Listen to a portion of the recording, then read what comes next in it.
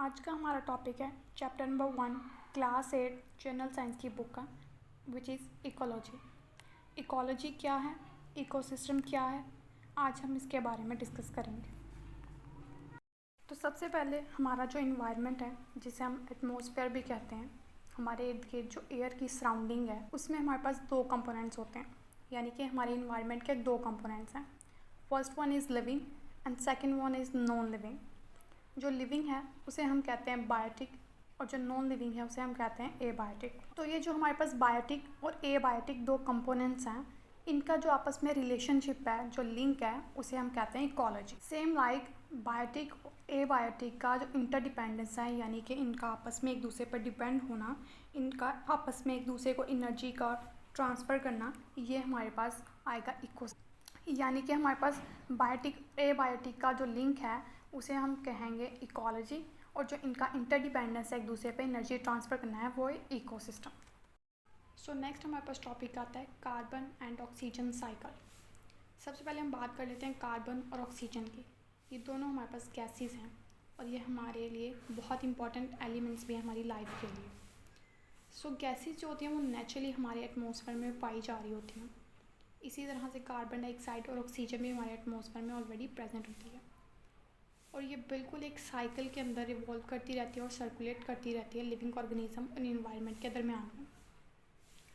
सो हम सबको पता है कि प्लांट्स जो होते हैं वो अपना खाना खुद प्रिपेयर कर रहे होते हैं through a process called photosynthesis. अब फोटोसिंथेसिस करने के लिए प्लांट को कुछ एलिमेंट्स की ज़रूरत होती है, which are carbon dioxide, oxygen और वाटर। अब क्या होता है कि ये जो कार्बन डाइऑक्साइड प्लांट को ज़रूरत होती है वो हमारे पास कहाँ से आ रही होती है? कुछ आ रही होती है वो फॉसिल फ्यूल की कंबस्शन से और कुछ आ रही होती है वो एनिमल से। अब एनिमल से कैसे आ रही होती है? एनिमल्स एक प्रोसेस करते हैं जिसे हम कहते हैं रेस्पायरेशन। सो रेस्पायरेशन के प्रोसेस में क्या हो रहा होता है कि जो एनिमल्स हैं वो हमारे पास एक्सेल कर रहे होते हैं कार्बन डाइऑक्साइड को। वो जो एक्सेल करते हैं और जो कंबस्शन से हमारे पास कार्बन डाइऑक्साइड आती है वो हमारे पास एटमॉस्फेयर में जमा होती है। सो प्लांट्स जब अपना फूड प्रिपेयर करते हैं वो वाली कार्बन डाइऑक्साइड को यूज़ कर लेते हैं। अब वो कार्बन डाइऑक्साइड को तो इनहेल कर रहे हैं, सो वो हमारे पास ऑक्सीजन को एक्सेल कर देंगे।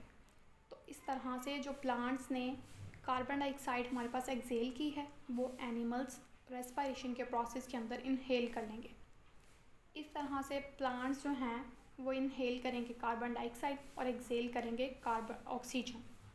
और इसके बिल्कुल ऑपोजिट एनिमल्स हैं जो कि इनहेल करेंगे ऑक्सीजन और एक्सेल करेंगे कार्बन डाइऑक्साइड। इस तरह से ये प्रोसेस साइकिल के अंदर चलता रहेगा। इसीलिए इस टॉपिक का नाम है कार्बन एंड ऑक्सीजन साइकिल, कि किस तरह से ये हमारे पास इन्वायरमेंट में और लिविंग ऑर्गेनिजम्स के अंदर किस तरह से ये साइक्लिक प्रोसेस चलता है, जैसा कि आप पिक्चर में भी देख सकते हैं इसके अंदर। सेम इसी तरह से डीकम्पोजिशन और कंबस्शन का प्रोसेस होता है बायोमास का, जिसके अंदर ये हमारे पास डीकम्पोज हो जाती हैं चीज़ें, अगेन इन्वायरमेंट के अंदर मिलती हैं, फिर से ये बायोटिक बनती हैं, फिर से बायोटिक और एबायोटिक जो है आपस में ट्रांसफ़र ऑफ एनर्जी करता है और इस तरह से ये दोनों गैसेस हमारे पास एटमॉस्फेयर के अंदर सेव हो जाती हैं।